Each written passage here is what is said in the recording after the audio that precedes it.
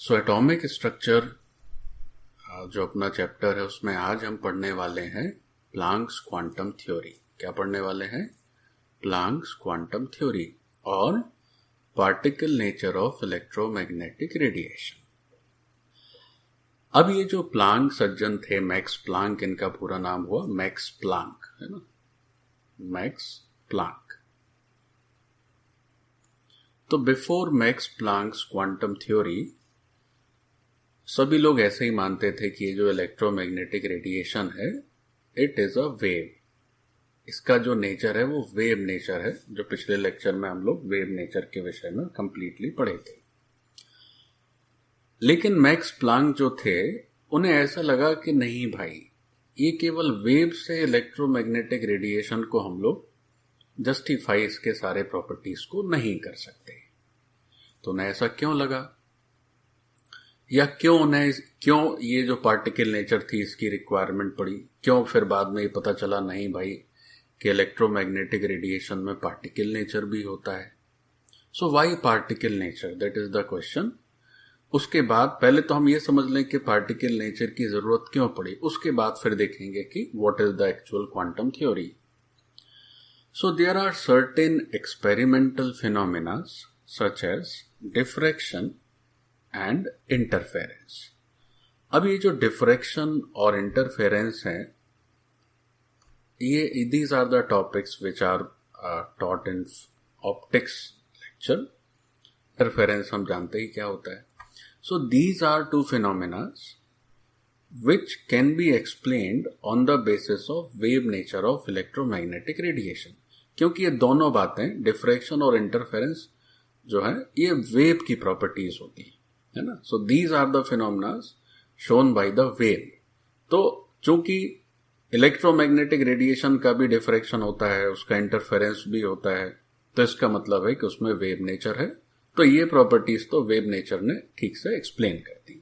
अच्छा ठीक, लेकिन कुछ ऐसी भी बातें हुई, however some of the observations couldn't be explained with the help of wave theory। तो वेव थ्योरी की मदद से कुछ ऑब्जर्वेशन एक्सप्लेन नहीं किए जा सके। तो वो क्या क्या बातें थी जो वेव थ्योरी से एक्सप्लेन नहीं हो सकी? So those were first of all black body radiation. Black body radiation का मतलब हम लोग ऑलरेडी जानते ही हैं। तो ब्लैक बॉडी रेडिएशन को हम यहां पर ऐसे समझ रहे हैं कि जो बहुत हॉट बॉडीज हैं उनका जो एमिशन होगा या उनका जो रेडिएशन होगा उसको हम लोग ब्लैक बॉडी रेडिएशन बोलेंगे। तो ये जो ब्लैक बॉडी रेडिएशन है इसको वेव नेचर एक्सप्लेन नहीं कर सका।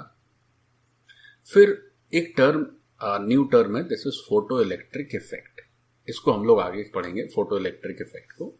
तो फोटो इलेक्ट्रिक इफेक्ट का मतलब लिखा हुआ है ejection of electron from metal surface when radiation strikes the metal surface.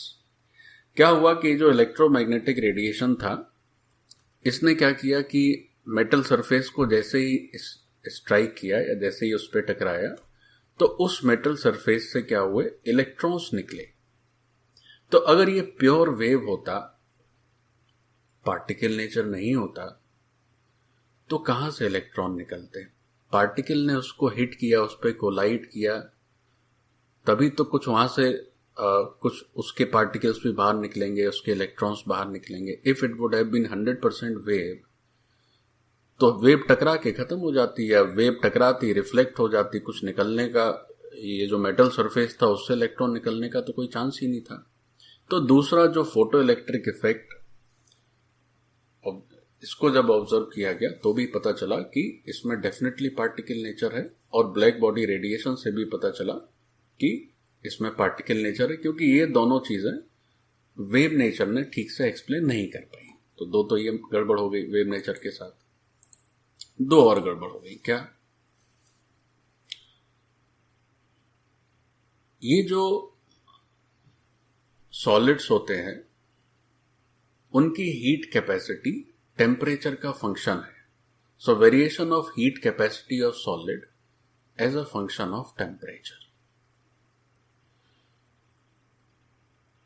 तो टेम्परेचर के चेंज होने से अगर इसकी हीट कैपेसिटी चेंज हो तो फिर उसके रेडिएशन में भी चेंज हो जाता है। So that part is also not explained bye the wave nature. अच्छा, चौथी बात क्या हुई? चौथी बात हुई कि एटम्स जो होते हैं, line spectra of atoms with special reference to hydrogen, यानी एटम्स के लाइन स्पेक्ट्रा को भी वेव नेचर पूरी तरह एक्सप्लेन नहीं कर पाया, है ना। और एटम्स में भी हम लोग स्पेशली हाइड्रोजन के जो लाइन स्पेक्ट्रा उसको स्टडी करते हैं, क्योंकि थोड़ा ये इजी होता है। तो इस लाइन स्पेक्ट्रा को भी वेव नेचर पूरी तरह से एक्सप्लेन नहीं कर पाया। अब लाइन स्पेक्ट्रा क्या होता है, ये थोड़ी एक नई चीज हो गई, है ना। सो इसको हम लोग आगे बच्चों कवर करेंगे। अभी आप these are the 4 things. First thing जो वेव नेचर ने एक्सप्लेन नहीं कर पाई, that was the black body radiation. Second thing जो भी हमने देखा, photoelectric effect. Photoelectric effect क्या होता है? जब रेडिएशन किसी मेटल सरफेस को स्ट्राइक करता है तो उससे इलेक्ट्रॉन इजेक्ट होते हैं, so that term is photo electric effect. तो इलेक्ट्रॉन का इजेक्शन वेव के चलते तो होगा नहीं, कोई पार्टिकल उससे टकराएगा तब उसका पार्टिकल बाहर निकलेगा, तब उसका इलेक्ट्रॉन निकलेगा। फिर हुआ कि सॉलिड्स की हीट कैपेसिटी टेम्परेचर के चेंज होने पे चेंज हुई, तो फिर सॉलिड से जो गर्म करने पे, उस सॉलिड को गर्म करने पर जो रेडिएशन निकले वो चेंज हुए, तो वो भी वेव नेचर से पूरी तरह एक्सप्लेन नहीं हो पाया। तो उसमें भी पार्टिकल नेचर होना चाहिए, ऐसा प्लांक को लगा। और ये जो एटम के, स्पेशली हाइड्रोजन एटम का जो लाइन स्पेक्ट्रा था, उसको भी वेव नेचर ने एक्सप्लेन नहीं कर पाया। तो ये जो 4 बातें थी, इनसे ये प्रूव हो गया कि इलेक्ट्रोमैग्नेटिक रेडिएशन 100% वेव तो नहीं है। तो वेव नहीं है तो क्या है? तो इस सवाल का जवाब दिया प्लांक की क्वांटम थ्योरी ने। कि वेव नहीं है तो क्या है? तो क्या है, यही बताया हमें प्लांक की क्वांटम थ्योरी ने, और मैक्स प्लांक ने जो थे सब बातों को भी एक्सप्लेन किया। तो प्लांक की क्वांटम थ्योरी क्या हुई?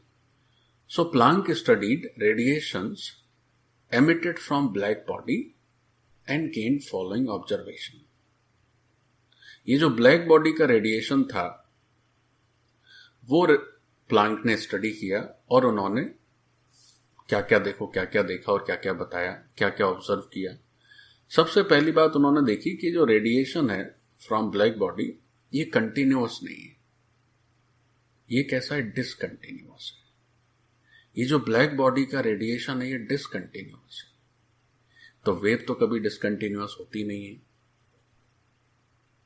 है ना। अगर ये वेव नेचर होता रेडिएशन में, 100% वेव नेचर होता तो it would have been a continuous radiation, लेकिन ये डिसकंटिन्यूअस था। ये उनका पहला ऑब्जर्वेशन हो गया, है ना। अच्छा, फिर क्या हुआ?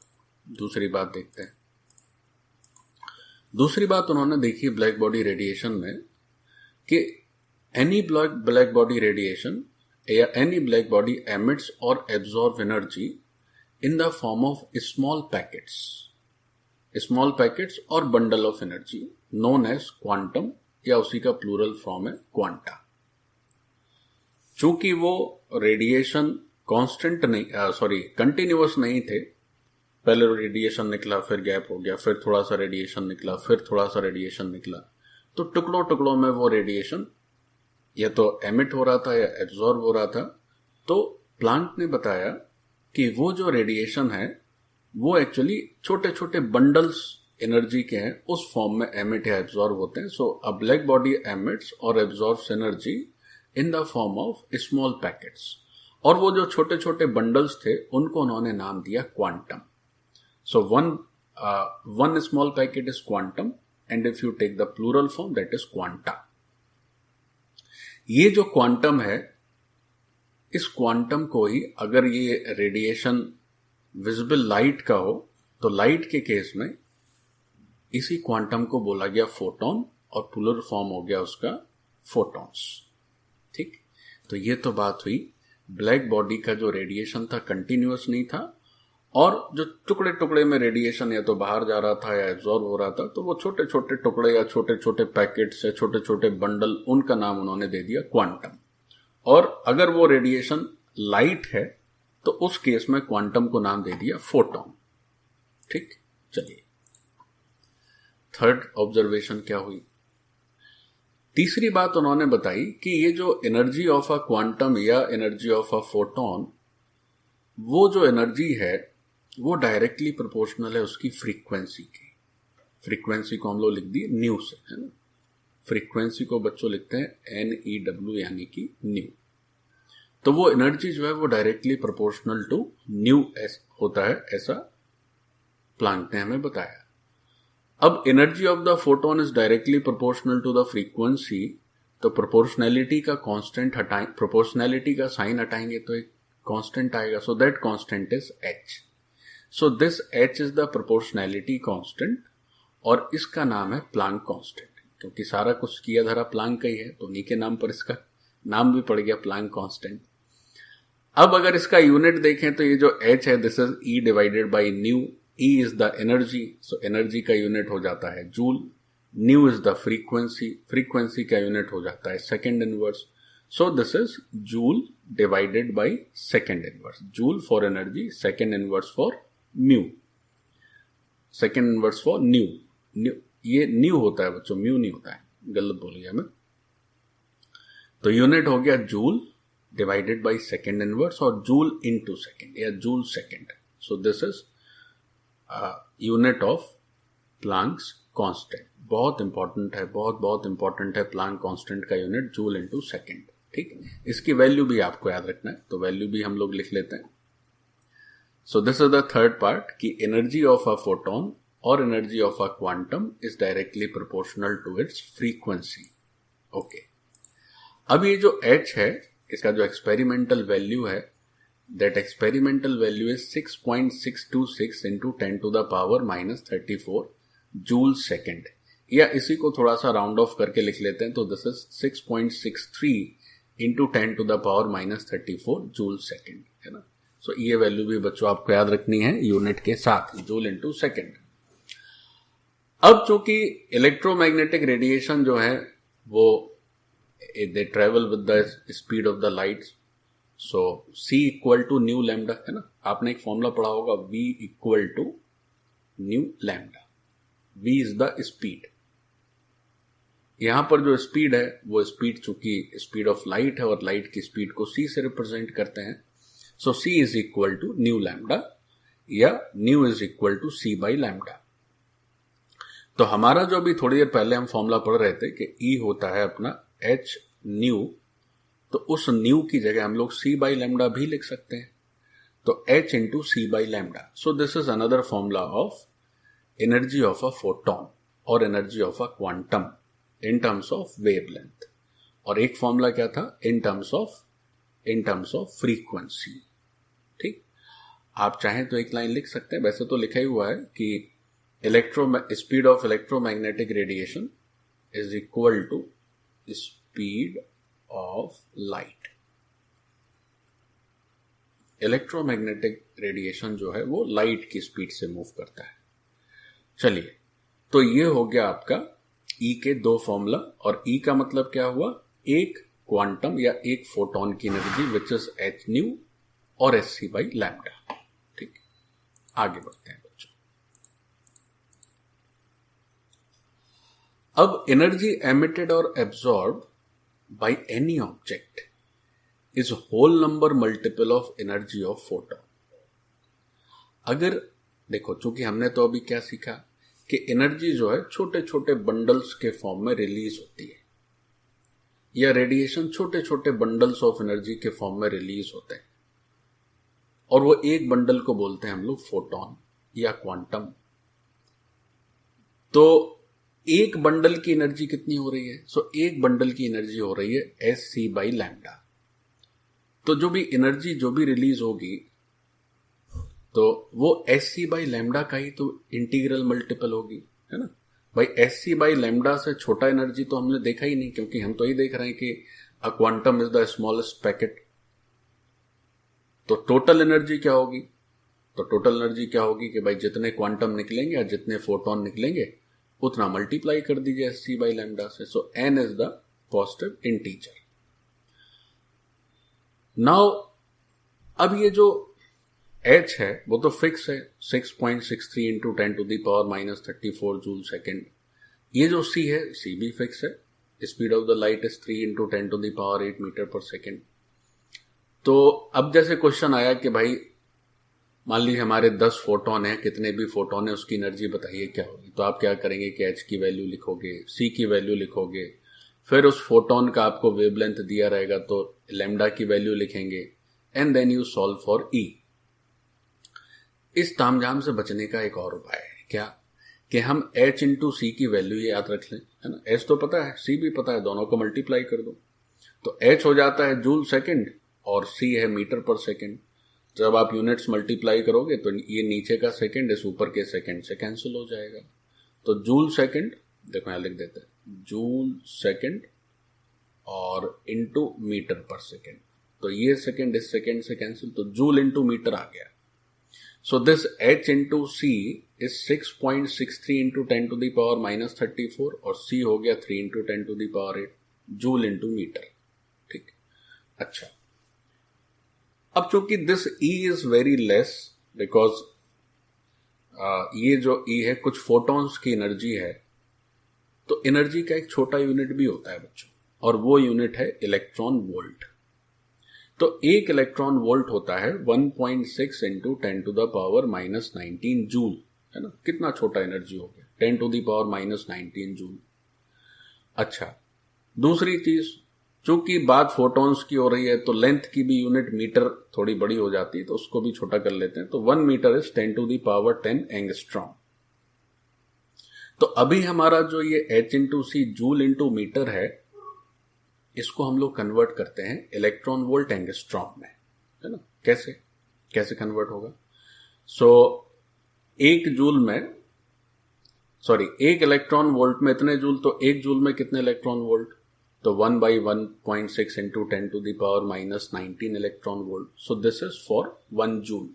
तो जूल की जगह अगर इलेक्ट्रॉन वोल्ट लिखना है तो जितने जूल है उसमें इतने से मल्टीप्लाई कर दो, और मीटर की जगह एंगस्ट्रॉम लिखना है तो मीटर में क्या करें, 10 टू द पावर 10 से मल्टीप्लाई कर दें, है ना।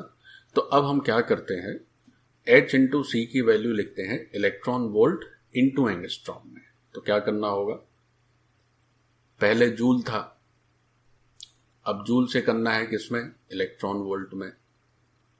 तो क्या करना होगा, 1.6 into 10 to the power minus 19 से डिवाइड।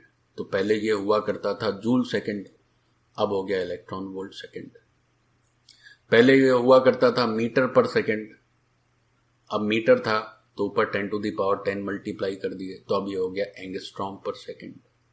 तो फिर से वही सेकंड सेकंड कैंसिल, तो इलेक्ट्रॉन वोल्ट एंगस्ट्रॉम हो गया। Now if you calculate all these numbers, तो आपको लगभग कुछ 12,424 के आसपास ये मिलेगा इलेक्ट्रॉन वोल्ट एंगस्ट्रॉम। और इसी को आप लोग 12,400 भी रफली लिख सकते हैं because very very very small units. तो 424 की जगह 400 भी लिखा जाए, 12,424 या 12,400 लिखो, कोई फर्क नहीं पड़ता है। तो अब ये जो H इंटू सी की वैल्यू है 12,400 इलेक्ट्रॉन वोल्ट एंगस्ट्रॉम, अब ये कितना इजी है। नहीं तो आप H इतना लंबा चौड़ा लिखिए 6.63 into 10 to the power minus 34, फिर आप C लिखिए, फिर कैलकुलेट करिए और बार बार करिए। तो उससे अच्छा है कि आप एक सिंपल सा ये वैल्यू याद रख लें, that this is 12,400 electron volt angstrom. Electron volt angstrom. कई जगह एंगस्ट्रॉम की जगह नैनोमीटर की जरूरत पड़ जाती है बच्चों। तो नैनोमीटर की जरूरत पड़ गई तो क्या करना है, 10 से डिवाइड कर देना है, क्योंकि 1 नैनोमीटर इज 10 एंगस्ट्रॉम, या 1 angstrom is 1 by 10 nanometre. Actually nanometre बड़ा होता है, एंगस्ट्रॉम एक नैनोमीटर में 10 एंगस्ट्रॉम होते हैं, तो एक एंगस्ट्रॉम में 1 by 10 नैनोमीटर। तो 1 by 10 से मल्टीप्लाई कर दीजिएगा तो नैनोमीटर में आ गया ये। तो ये H इंटू सी की वैल्यू 12,400 इलेक्ट्रॉन वोल्ट एंगस्ट्रॉम या 1240 इलेक्ट्रॉन वोल्ट नैनोमीटर, है ना। इसको बच्चों आपको याद रखना है।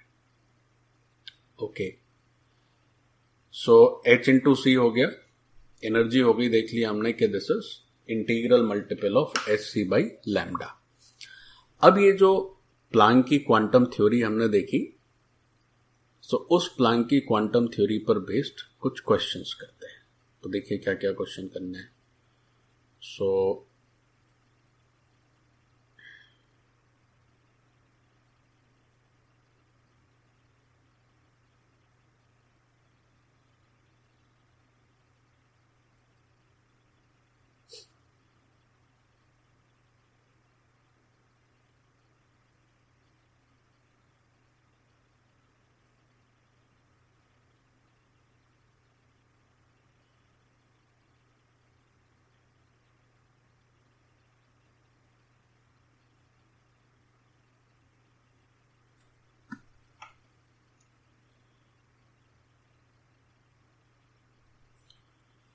चलो बच्चों, पहला क्वेश्चन देखो क्या लिखा हुआ है। लिखा है calculate energy of photon having frequency 2 into 10 to the power 15 hertz, है ना। So let's have the solution. एक फोटोन की फ्रीक्वेंसी दी है, तो क्या क्या पता है हमें, given new. So this new is 2 into 10 to the power 15 hertz. Hertz भी लिख सकते थे और सेकंड इनवर्स भी लिख सकते हैं, एक ही बात है। अब आपको क्या बताना है, एनर्जी बताना है। न्यू दिया हुआ है, बस कितना इजी। ई का फॉर्मूला क्या बताया था प्लांक जी ने बताया था कि ई होता है h into nu, where h is the Planck constant. So 6.63 into 10 to the power -34, और इसका यूनिट क्या होता था, जूल सेकेंड। अच्छा, ये तो हो गया h। उसके बाद न्यू आपको दे रखा है, so this is 2 into 10 to the power 15 1/सेकेंड। जस्ट सेकेंड से सेकेंड कैंसिल हो गया, तो एच न्यू की वैल्यू अब आप सॉल्व कर दीजिए।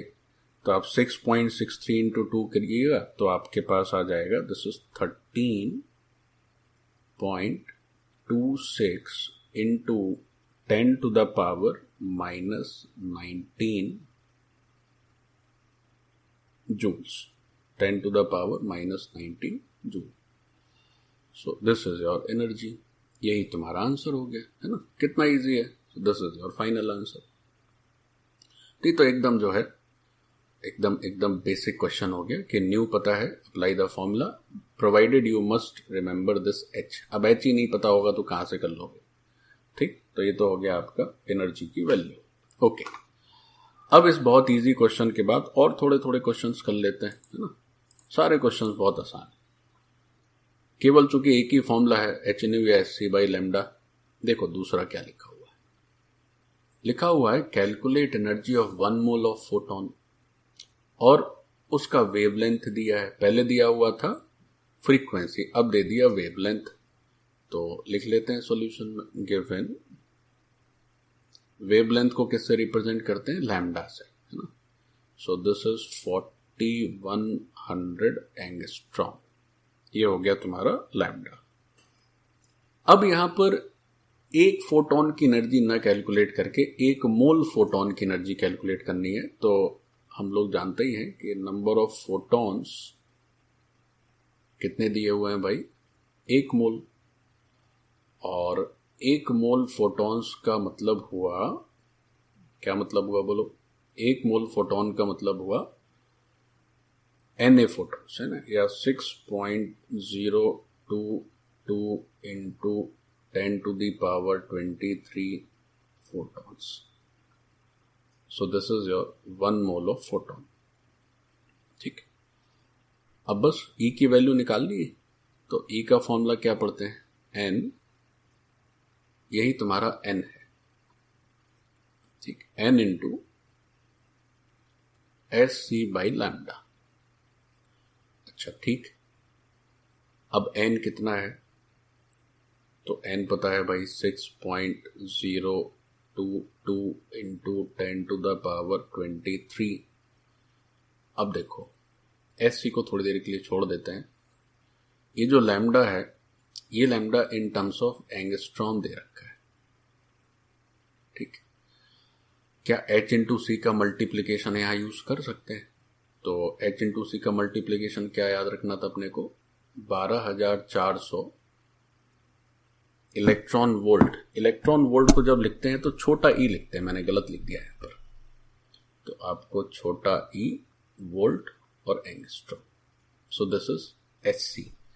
तो देखो ये एंगस्ट्रॉम नीचे ऊपर का कैंसिल। अब फाइनल जो एनर्जी आ रही है वो आएगी आपकी इन terms of electron volt, because ये तो बस एक नंबर है। तो इसको जरा सॉल्व कर लेते हैं। सो ये हो गया, ये लगभग 3 बार 3 पॉइंट कुछ आएगा, तो लगभग ये 3 ही मान लेते हैं इसको, है ना। वैसे ये 123 आता ना, 41, हाँ 123 आता, तो लगभग 3 अज्यूम कर लेते हैं, कोई हर्जा नहीं है। So this is 18 0.066 electron volt. So this is your energy. ठीक, अब ये एनर्जी बच्चों आई है आपकी इलेक्ट्रॉन वोल्ट्स के टर्म में। इसी को हम लोग अगर जूल के टर्म में लिखना चाहें, depending upon the format of the answer which you are required. अगर क्वेश्चन में इलेक्ट्रॉन वोल्ट के टर्म में दिया तो मामला निपट गया। जूल के टर्म में लिखना होगा तो 1 electron volt is 1.6 into 10 to the power -90 joule. ठीक, तो आप ऐसे भी लिख सकते हैं। So this is also over. तो कितना इजी हो गया। अब यहां एक फोटोन की एनर्जी की जगह n फोटॉन्स की एनर्जी बतानी है और n is given to you.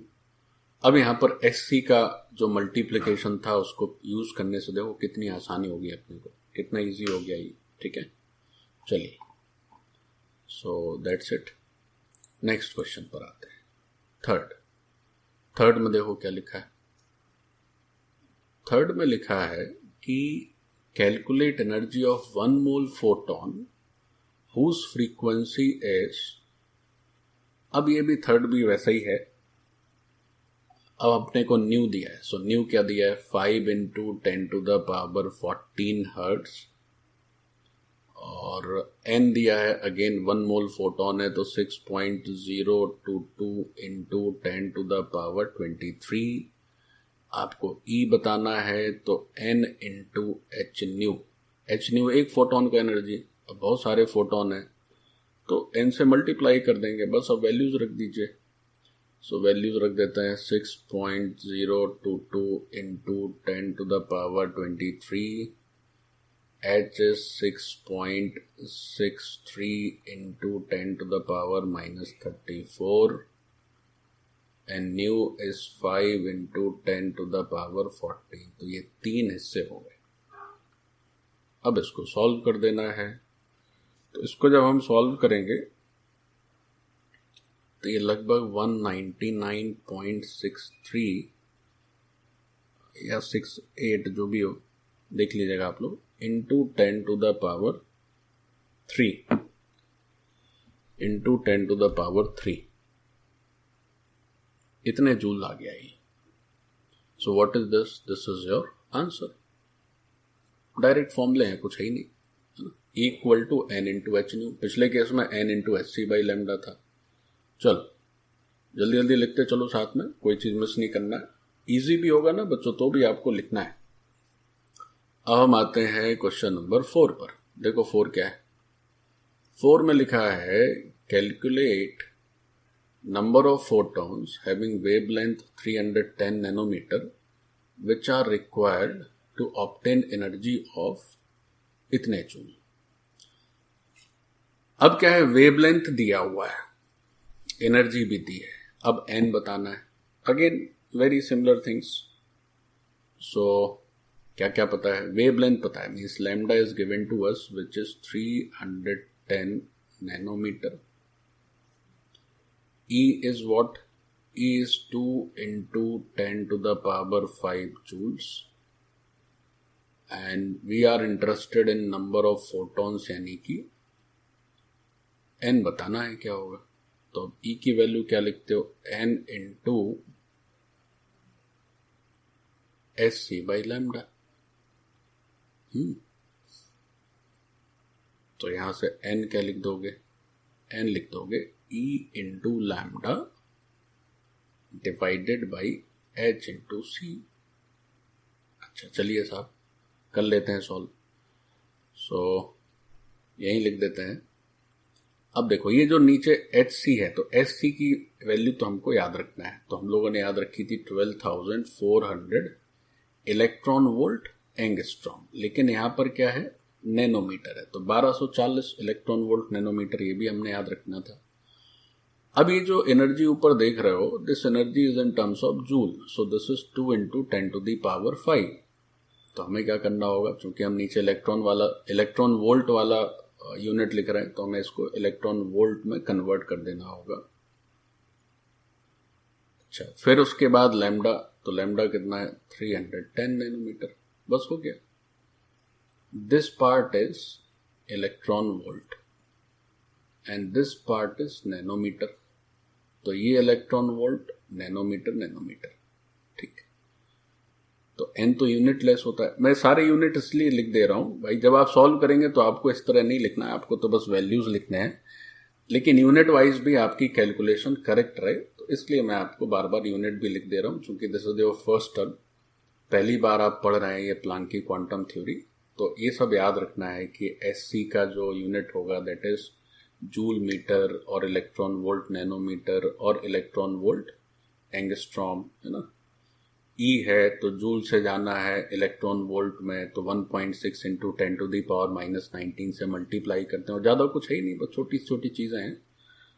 सो यहाँ पर जब तुम सॉल्व करोगे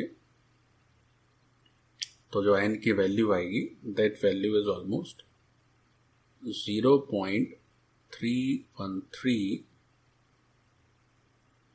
into 10⁻24। So this is your answer. देखो कितने सारे फोटॉन्स आ गए, है ना। So this is your answer. Okay, चलिए अब नेक्स्ट क्वेश्चन करते हैं। लिखा है calculate ratio of energy of photons having wavelength 2000 angstrom and 4000 angstrom. देखें, calculate ratio of energy of photons having wavelength 2000 angstrom and 4000 angstrom, यानी कि दो अलग अलग फोटोन दिए हैं, दोनों का वेवलेंथ दिया है, उनकी रेशियो, उनकी एनर्जी का रेशियो बताना है। तो very easy. So let's say this λ1 for the first photon is 2000 angstrom and this λ2 for the another photon is 4000 angstrom। अब आपको बताना है एनर्जी का रेशियो। तो कैसे करेंगे देखें, तो E1 लिखेंगे SC बाई λ1 और E2 लिखेंगे SC बाई λ2। ठीक, now if you divide E1 by E2 तो क्या होगा, आपका रिजल्ट आएगा λ2 बाई λ1, λ2 बाई λ1। ठीक, तो E1 और E2 का ये हो गया रेशियो। यही तो बताना है, बस हो गया क्वेश्चन खत्म। तो E1 by E2 is what, λ2 is 4000, this is 2000, units are same, so units भी कैंसिल हो जाएंगी। तो इसका जो रेशियो आएगा दैट इज 2:1। ठीक, रेशियो इज 2:1, हो गया आंसर। Next question. अब नेक्स्ट क्वेश्चन भी एकदम सेम है, पढ़ लो जरा ध्यान से, बस एक छोटी सी बात का फर्क है। क्या है, नंबर ऑफ फोटॉन्स बताने हैं, 100 वाट का बल्ब है, अब 10 मिनट में बताने हैं, हर सेकेंड में नहीं, 10 मिनट में।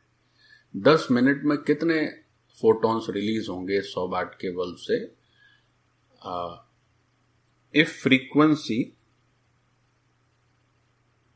Question is wrong I think, frequency की जगह यहां पर एफिशिएंसी होगा, ठीक कर लेंगे। Efficiency is 80% and wavelength is 310 nanometre. Efficiency of bulb ऐसे लिखो, क्वेश्चन ठीक कर लो। Calculate number of photons emitted by a bulb of 100 watts in 10 minutes. Efficiency of the bulb is 80% and wavelength of photon is 310 nanometer.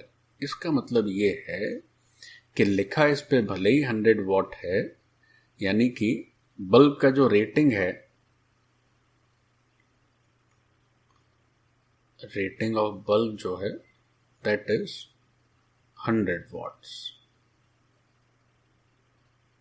100 watts का मतलब क्या हुआ, इसको जो है आइडियली 100 जूल एक सेकेंड में इतनी एनर्जी रिलीज करनी चाहिए, है ना। लेकिन चूंकि इसकी एफिशिएंसी 80% है, तो actual energy released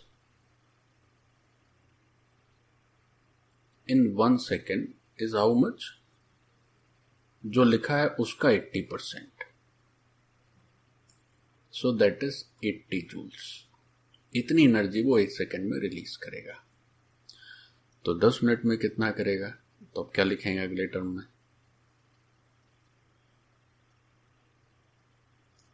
energy released in 10 minutes. तो 10 मिनट में कितना हो जाएगा? 80 जूल 1 सेकेंड में था. 10 मिनट मतलब 10 into 60 seconds. So 80 into 10 into 60. So this is हो गया आपका 48 और 1000. 3 जीरो आएंगे ना? 3 जीरो, ठीक है. तो 10 मिनट्स में इतने जूल उसको रिलीज करना होगा. अब आपको नंबर ऑफ फोटॉन्स बताने हैं. तो बहुत इजी है. फोटोन का वेवलेंथ दिया है 310 नैनोमीटर. ठीक है, तो अब डायरेक्ट कर देते हैं क्योंकि बार बार वही काम कर रहे हैं हम लोग. So again we will use the formula E is equal to NS. चलो, तो E is equal to NSC by lambda formula use करेंगे. E कितना दिया हुआ है? E is given as 48,000 joule. अब इस जूल को हमें कन्वर्ट करना होगा इलेक्ट्रॉन वोल्ट में. तो हम लोग डिवाइड कर देंगे 1.6 into 10 to the power minus 19 से. n तो बताना ही है. SC H into C कितना याद रखे थे? 12,400 इलेक्ट्रॉन वोल्ट एंगस्ट्रॉम. लेकिन यहां पर हम लोग यूज करेंगे electron volt nanometre. Reason lambda is in nanometre. तो ये हो गया 310. अब इस साइड भी इलेक्ट्रॉन वोल्ट है और इधर भी इलेक्ट्रॉन वोल्ट है. अब बस आपको क्या करना है? सॉल्व कर देना है. ये हो गया तुम्हारा नैनोमीटर नीचे. तो देखो यूनिट्स एकदम कैंसिल हो जा रहे हैं सारे. सब n की वैल्यू बतानी है. अब आप इसको सॉल्व करेंगे and get the value of n. तो n क्या आता है? देखो मैं आपको सॉल्व करके बताता हूं बिकॉज मेरे पास इसका आंसर है. जस्ट ए मिनट, आप लोग तब तक करिए. सो ये हो गया. और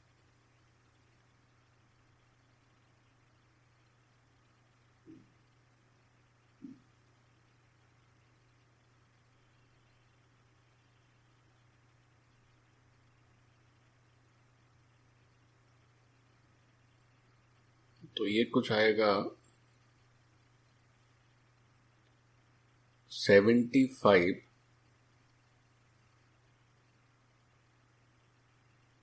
into 10 to the power 20. इतने फोटॉन्स आ रहे हैं. ठीक है, अब ये मेरा कैलकुलेशन है. हो सकता है कुछ ऊपर नीचे हो, तो आप लोग खुद से भी कैलकुलेट कर लीजिएगा. सो तरीका यही है. ठीक है, देयर में बी सम कैलकुलेशन एरर्स. ये जरूर ध्यान रखें कि दोनों साइड एनर्जी का यूनिट सेम होना चाहिए, है ना. ऐसा नहीं होगा कि तुम यहां पर जूल का जूल ही लिखे रहने दो 48,000 और इस साइड इलेक्ट्रॉन वोल्ट वाला यूज कर दो, फिर सॉल्व कर दोगे तो निश्चित गड़बड़ हो जाएगी बच्चों. तो अगर आपको इलेक्ट्रॉन वोल्ट करना है, तो चूंकि यहां जूल में था तो इसको इलेक्ट्रॉन वोल्ट करना है, तो 1.6 into 10 to the power minus 19 से डिवाइड करना होगा. और सामने इलेक्ट्रॉन वोल्ट है, अगर उसको जूल में कन्वर्ट करना है तो आपको 1.6 into 10 to the power minus 19 से मल्टीप्लाई करना होगा. तो बात बराबर है. चाहे आप इस साइड इलेक्ट्रॉन वोल्ट करें तो भी दोनों साइड सेम हो जाएगा यूनिट, या आप ये जो RHS है इसको जूल में कन्वर्ट करें तो भी दोनों साइड सेम हो जाएगा. Okay, so that's it.